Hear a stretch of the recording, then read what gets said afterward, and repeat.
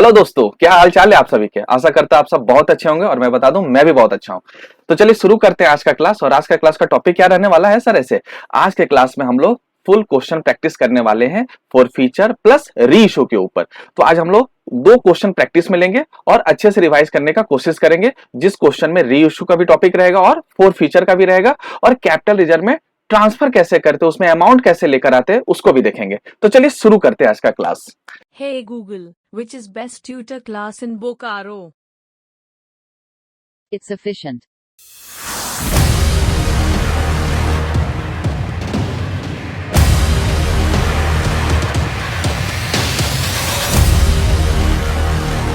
चलिए शुरू करते हैं आज का क्लास। चलिए, तो क्वेश्चन लिखा हुआ है, कंपनी है जिसका क्या नाम है बताइए ना दोस्त। क्वेश्चन में कंपनी का नाम है नवलक्ष्मी लिमिटेड। क्या नाम है कंपनी का? नवलक्ष्मी लिमिटेड। जिन्होंने फोरफिट कितना शेयर कर लिया है सर? फोरफिट कर लिया है 500 शेयर। ओके, आगे लिखा है क्या उस शेयर का मुझे फेस वैल्यू बताओगे आप लोग? हाँ सर, ऑफ से लेके इसको हम लोग क्या बोलते हैं? Face value. तो मुझे बताओ फेस वैल्यू कितना दिया हुआ है? 10।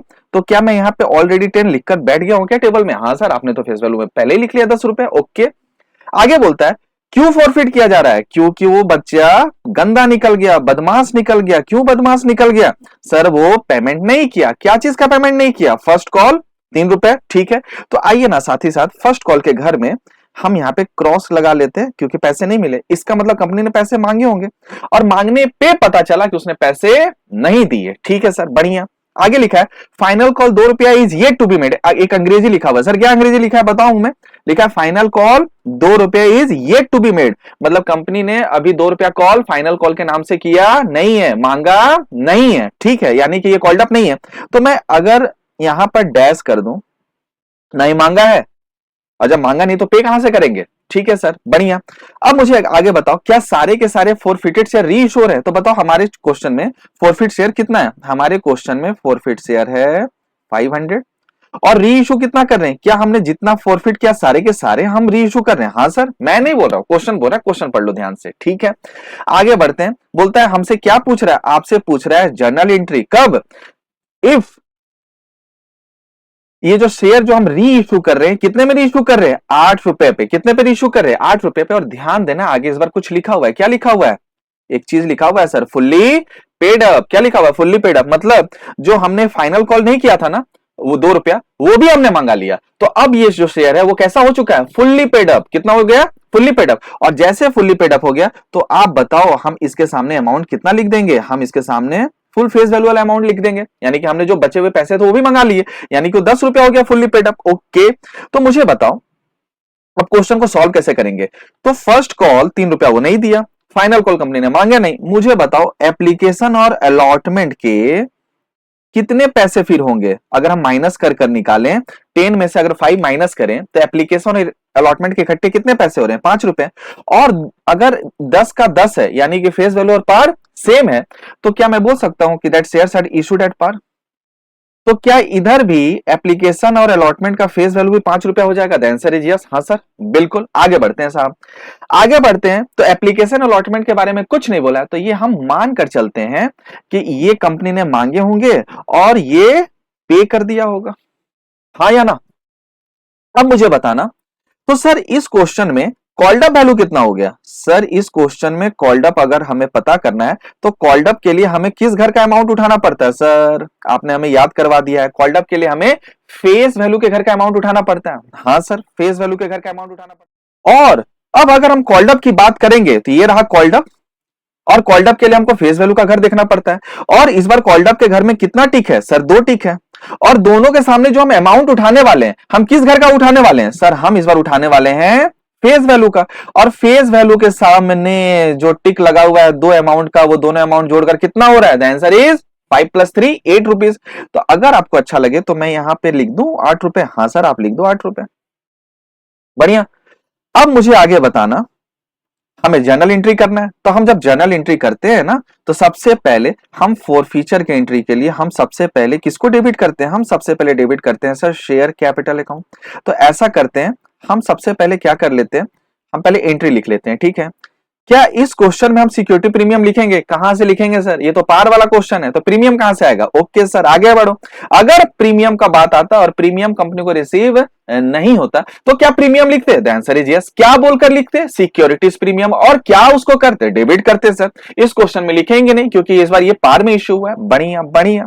तो आगे क्या लिखेंगे? आगे लिखेंगे जो पैसे हमें मिल गए हैं और जो पैसे हमें मिल जाते हैं उसके लिए हम एक अलग अकाउंट लिखते हैं, उसको अलग अकाउंट में ट्रांसफर कर देते हैं। उस अकाउंट को क्या बोलते हैं?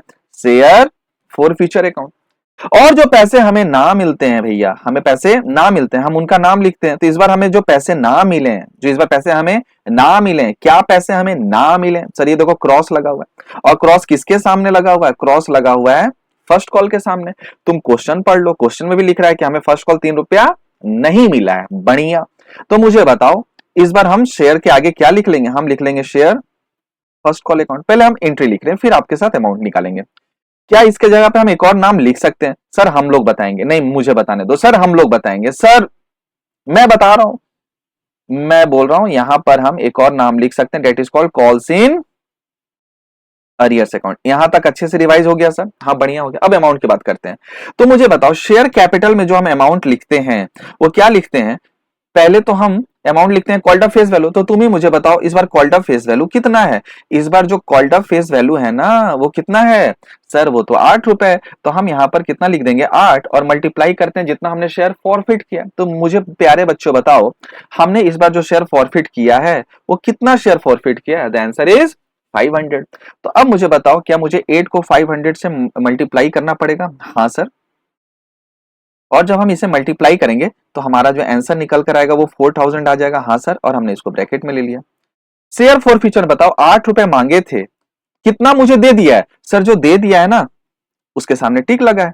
और आपने बताया था जो हमें मिल जाता है उसको एक अलग घर में ट्रांसफर करते हैं, एक अलग खाता में ट्रांसफर करते हैं। उस खाता को क्या बोलते हैं? Share for future. लेकिन सर आपने एक और चीज बताया था। क्या बताया था बच्चों?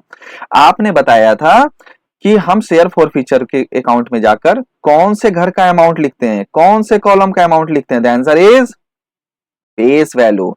तो हमें तो मिला है, हमें तो मिला है और इकट्ठा मिला है कहीं ना कहीं एप्लीकेशन और अलॉटमेंट का। लेकिन हमें किस घर का अमाउंट उठाना है? हमें उठाना है फेस वैल्यू का। और एप्लीकेशन अलॉटमेंट का इकट्ठा फेस वैल्यू में कितना अमाउंट लिखा हुआ है? सर 5 रुपया लिखा हुआ है। तो क्या इस बार हम 5 रुपीज लिखकर मल्टीप्लाई कर देंगे 500 शेयर से? The answer is yes. यानी कि हमें जो पैसे आ गए हैं ना, जो हमारा गेन हो गया है, जो हमारी हमको फायदा हो गया है, शायद वो 2500 है। और गेन को क्रेडिट करते हैं। और क्रेडिट करने के लिए इस बार अकाउंट क्या है? Share for future account. ठीक है सर, बढ़िया मस्त। अब मुझे बताओ मुझे क्या पैसा नहीं मिला है? तो सर हमें जो पैसा नहीं मिला वो 500 शेयर पे नहीं मिला है। और आपने बताया था जो पैसा नहीं मिलता है उसके सामने हम जो अमाउंट लिखते हैं वो किस घर का लिखते हैं? ओके, वो जो हम लिखते हैं वो इशू प्राइस का लिखते हैं सर। कहां का लिखते हैं सर? इशू प्राइस का लिखते हैं। तो बताओ शेयर फर्स्ट कॉल का इशू प्राइस कितना है? शेयर फर्स्ट कॉल का इशू प्राइस कितना है? ऊपर देखो ये रहा फर्स्ट कॉल। और फर्स्ट कॉल का इशू प्राइस कितना है? जल्दी से बताओ बच्चों, 3 रुपए। तो क्या हम इस बार इसको 3 से मल्टीप्लाई करेंगे तो क्या ये आएगा आंसर 1500। क्या मेरा आंसर टैली कर गया? हाँ सर आंसर टैली कर गया। और अगर हम फर्स्ट कॉल ना लिखें तो हम इसके जगह एक और नाम लिख सकते हैं। हाँ सर, क्या उसको बोलते हैं? Calls in arrear. तो कॉल्स इन एरियर में अगेन जो पैसे हमें रिसीव नहीं हुए हैं और जितने शेयर हमने फॉरफिट किए हैं दोनों को हम लिखकर मल्टीप्लाई करके लिखते हैं क्या? तो आप उसका नाम लिख लो जिसके पैसे आपको रिसीव नहीं हुए हैं, या फिर आप कॉल्स इन एरियर लिख लो, बात बराबर है। Okay sir. तो चलिए अब मुझे एक बात बताइए, मैंने यहाँ और दे दिया, क्या हमारा एंट्री टैली कर रहा है? हाँ सर। सर अभी कंप्लीट नहीं हुआ, क्यों? सर नरेशन लिखो ना। ओके सॉरी सॉरी, चलो सर नरेशन भी लिखते हैं। अब जब हम नरेशन लिखते हैं तो नरेशन क्या हो जाएगा? Being 500 shares forfeited, being 500 shares forfeited. मक्खन, एकदम मक्खन सर, मस्त, अच्छा समझ में आ रहा। आगे बताओ अब दूसरा एंट्री क्या चीज का करने वाले हैं? ये तो पहला एंट्री हो गया। सर दूसरा एंट्री हम करने वाले हैं, यहां से मैं एक लाइन ऐसे बना देता हूं। अब सर जो दूसरा एंट्री करने वाले हैं वो क्या चीज का एंट्री होने वाला है? वो एंट्री होने वाला है दोस्त री इशू का। अब मुझे बताओ जब हम री इशू करते हैं तो सबसे पहले हम किसे डेबिट करते हैं? सर हम सबसे पहले डेबिट करते हैं बैंक को। और हम क्या लिखते हैं? Bank account debit. और क्रेडिट किसे कर लेते हैं सर? सर हम बताएंगे, बताओ जी बताओ। सर यहां पर आप शेयर कैपिटल लिख लो। ओके, शेयर कैपिटल अकाउंट लिख लो, ठीक है। अब जब बैंक में यहां लिखेंगे तो हमें जो यहां पे लिखना है दो चीज लिखना है, री इशू प्राइस और multiply with number of share री इशू। री issue price multiply with number of share री इशू।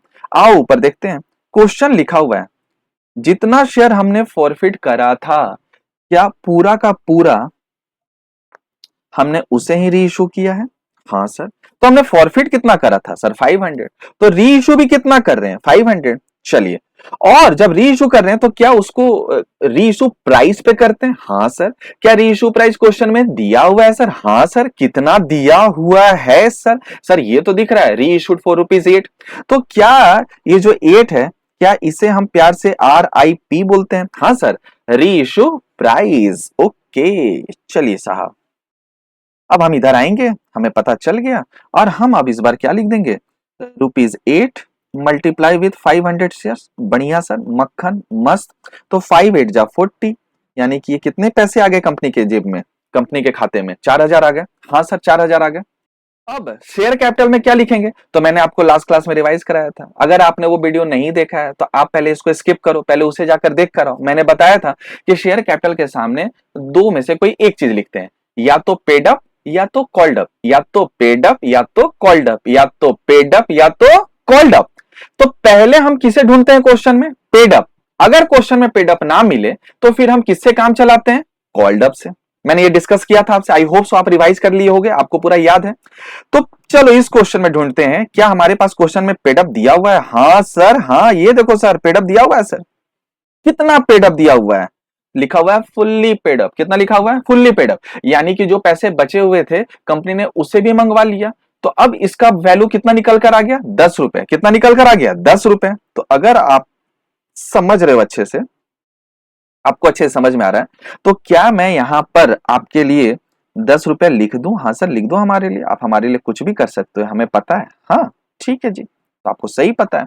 तो आप मुझे बताओ, हम उसको मल्टीप्लाई कर दिए नंबर ऑफ शेयर री इशूड से। तो मुझे बताना, ध्यान से मैं पूछ रहा हूं, मुझे ध्यान से सुनकर बताना, मैं ₹10 का चीज कितने में, कितना मंगवा, ₹10 की चीज को मैं आगे कितना ले रहा हूं, कितना मांग रहा हूं? सर आप तो ₹8 ही मांग रहे हो। कितना मैंने नहीं मांगा? ओके सर, आपने जो नहीं मांगा ना, वो नहीं मांगा आपने ₹2।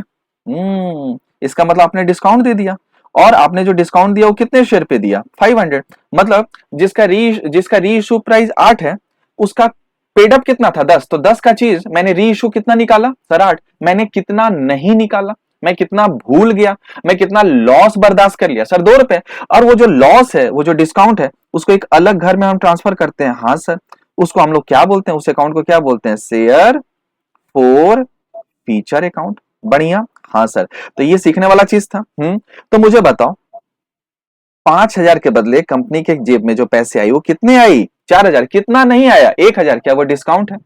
और डिस्काउंट लॉस है, और लॉस डेबिट होता है, हमने डेबिट कर दिया। हाँ सर। सर क्वेश्चन नहीं कंप्लीट हुआ, एंट्री नहीं कंप्लीट हुआ। क्यों सर? नरेशन लिख दो। लिख दिया मैंने, being 500 shares reissued. Being 500 shares reissued. अब ठीक है सर? हाँ अब ठीक है सर, अच्छा लगा सर। अच्छा मुझे बताओ, क्या हमें एक और एंट्री करना है? हाँ सर, हमें एक और एंट्री करना है। तो बताओ बच्चों, वो कौन सा एंट्री होगा? सर अब हम ट्रांसफर करेंगे कैपिटल रिजर्व में।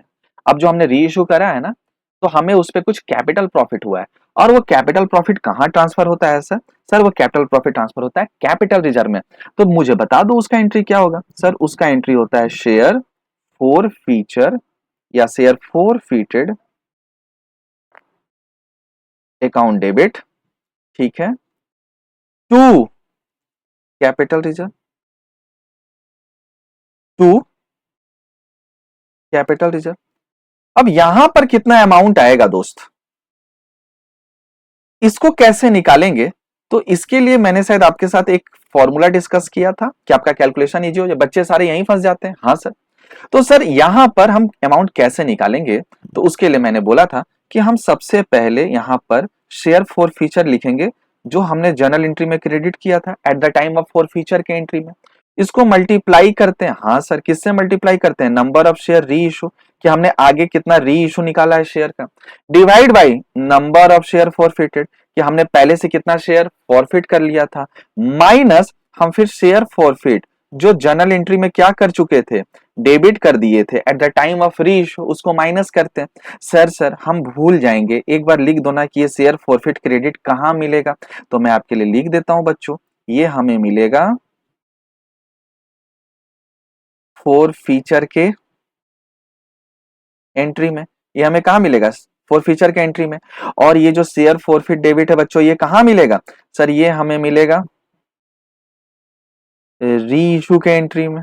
हाँ सर, ये हमें मिलेगा री इशू के एंट्री में। यहां तक अच्छे से समझ में आ रहा है? जबरदस्त, मस्त, अच्छे से, थैंक यू। अब अमाउंट लिखना है। अब मुझे बताओ, सबसे पहले मैं कलर चेंज कर रहा हूं, शेयर फॉरफिट क्रेडिट कितना है? आ जाओ ढूंढते हैं शेयर फॉरफिट, तो मैं उसको हाईलाइट कर लेता।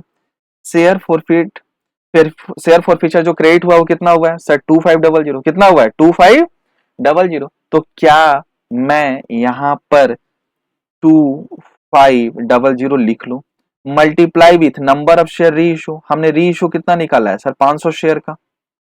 हमने जब्त कितना कर लिया है? 500 शेयर का। माइनस, अब हमको यहां लिखना है शेयर फॉरफिट जो डेबिट हो गया वो कहां मिलेगा सर? वो सर मिलेगा री इशू के एंट्री में। वो कहां मिलेगा? री इशू के एंट्री में। आ जाओ सेकंड एंट्री में, आ जाओ। ये देखो री इशू के एंट्री में शेयर फॉरफिचर डेबिट होकर बैठा हुआ है। दिख रहा है सारे बच्चों को? कितना बैठा हुआ है डेबिट होकर? कितना बैठा हुआ है सर? 1000 बैठा हुआ है। कितना बैठा हुआ है? 1000 बैठा हुआ है। तो आ जाओ दोस्त, इधर हम लिख लेते हैं। कितना लिख लेंगे बताइए आप ही? हम यहाँ लिख लेंगे 1000। ओके, तो ये 500 और ये 500 कट के कितना हो गया? 2500 माइनस 1000। तो आप ही मुझे बताओ, यहाँ पर जो अमाउंट निकल कर आएगा, बैलेंस निकल कर आएगा, वो कितना निकल कर आएगा? 1500। तो मुझे बताओ ये सीधा कहाँ चला जाएगा? घूमते हुए, टहलते हुए। सर ये घूमते हुए, टहलते हुए, ये कहाँ चला जाएगा? कैपिटल रिजर्व में। ये कहाँ जाएगा? कैपिटल रिजर्व में। आ जाओ, तो हम यहाँ पर कितना लिख लेंगे? हम यहाँ लिख लेंगे 1500, 1500। और हम यहाँ पे एक नरेशन लिख लेंगे। क्या लिख लेंगे? Being gain on reissue, being gain on reissue, transfer to capital reserve, transfer to capital reserve. मक्खन, हाँ मक्खन, मस्त, हाँ मस्त है सर। आगे बताओ, आ जाओ जी आगे। अब एक क्वेश्चन कभी कभी हमसे पूछता है शेयर फॉर फ्यूचर अकाउंट बना के दिखाओ। तो मुझे ऐसा फील हो रहा है कि मैं आपको घर से करके लाने के लिए ये दे सकता हूं। इस लेजर को बनाने के लिए मैं आपको होमवर्क दे सकता हूं। हाँ सर, आप हमें दे सकते हो, क्योंकि मैंने ऐसा डिट्टो आपसे लास्ट क्लास में बनवाया था, आपसे डिस्कस करा था, इसके बारे में चर्चा किया था। आपका होमवर्क है कि आपको इसको आपको इसका लेजर कंप्लीट करना है। क्या आप कर लेंगे? हाँ सर, हम कर लेंगे। चलिए, अब हम एक चीज लिखा हुआ है, ध्यान से देखना। क्या लिखा हुआ है? लिखा हुआ है मैक्सिमम। क्या वर्ड लिखा हुआ है? एक चीज आपसे डिस्कशन कर रहे हैं जो मुझे कल करना था, तो मैं सोचा कि आज के क्लास में उसको डिस्कस कर लेता हूं। मैक्सिमम कितना discount at the time of reissue of forfeited share company दे सकती है? मतलब जो शेयर जब्त हो चुका है, कंपनी आगे उसको री इशू करती है, तो री इशू करने के टाइम पे कंपनी उस फॉरफिटेड शेयर पे कितना मैक्सिमम डिस्काउंट दे सकती है, ये जानना बहुत जरूरी है। तो सर कितना दे सकती है? लिखा है द डिस्काउंट ऑन री इशू। जब हम री इशू निकालेंगे तो जो हम डिस्काउंट देंगे, आगे मैं दूसरे कलर के हाइलाइटर का इस्तेमाल करता हूं, वो किससे ज्यादा नहीं होना चाहिए? जो हमें पैसे रिसीव हो गया है, यानी कि, और रिसीव होता है तो हम कौन सा कॉलम का अमाउंट उठाते हैं? फेस वैल्यू का। जो तो ये मिलेगा कहां? ये कहां मिलेगा मैं आपको बताता हूं। जब हम क्रेडिट करते हैं, जब हमें पैसा मिल जाता है तो हम उसको जब्त कर लेते हैं और हम उसको एक अलग घर में भेज देते हैं। उस घर को क्या बोलते हैं? Share for future account. और वो क्रेडिट होता है। तो इस घर में जो अमाउंट होगा, इस घर में जो अमाउंट होगा, हम डिस्काउंट इसी में से देंगे। हम डिस्काउंट इसी में से देंगे। और जब हम डिस्काउंट देंगे तो हम इसको क्या करते हैं? आप ही बताओ। हम इसको क्या करते हैं? जनरल एंट्री में डेबिट करते हैं। तो सवाल उठ रहा है कि हम इस घर से जो इस घर में पैसे लाएंगे, ध्यान से सुनना, इस घर से जो हम इस घर में पैसे लाएंगे, इस घर से जो इस घर में हम पैसे लाएंगे, उतना ही लाएंगे जितना इस घर में अवेलेबल होगा। जितना इस घर में अवेलेबल होगा उतना ही हम डिस्काउंट का इस्तेमाल करके री इशू कर सकते हैं। याद रहेगा? सर थोड़ा और अच्छे से बताओ ना, थोड़ा और अच्छे से रिवाइज करो ना। आओ इसी क्वेश्चन को देख के रिवाइज करते हैं। अब बताओ, हम जब शेयर फॉरफिट किए थे इस क्वेश्चन में, तो मुझे बताना हम पर शेयर पे कितना फॉरफिट किए थे? सर 5 रुपए। और हमने कितना शेयर फॉरफिट कर लिया था? 500। तो इस घर में जो पैसा बचा हुआ है वो कितना बचा हुआ है? 2500। तो हम अगर डिस्काउंट देंगे तो हम डिस्काउंट कितना दे सकते हैं? जितना इस घर में पैसा बचा हुआ है। तो इस घर में पैसा कितना बचा हुआ था सर? 2500। अभी तक हमने उसमें से कितना निकाल के डिस्काउंट के लिए इस्तेमाल किया है? 1000। तो मतलब जो इस घर में अवेलेबल बैलेंस होगा या तो उससे कम या तो पूरा का पूरा, हम 2500 से ज्यादा का डिस्काउंट दे नहीं सकते हैं। तो क्या इस क्वेश्चन में हमारे पास शेयर फॉर फ्यूचर में 2500 था और हमने डिस्काउंट कितना निकाल के दिया? 1000। तो क्या ये चल सकता है? हाँ, चल सकता है। तो ये डिस्काउंट हमने कहां से निकाल के दिए? हमने डिस्काउंट इस घर से निकाल के दिया। ये डिस्काउंट हमने इस घर से निकाल के दिया, मक्खन। और अगर पर शेयर की बात करें तो पर शेयर पे हमारी जो हमने जो गेन किया था, कितना किया था? एक शेयर पे 5 रुपए। और उस 5 रुपए में अभी हम डिस्काउंट कितना दे रहे हैं? 2 रुपए। तो अभी भी इस घर में कितना बचा हुआ होगा? 3 रुपए। यानी कि क्या, या तो पूरा का पूरा 5 रुपया इस्तेमाल कर लो तुम डिस्काउंट देने के लिए, या तो 5 रुपए से कम। क्या हम 5 रुपए से ज्यादा का डिस्काउंट दे सकते हैं? The answer is no.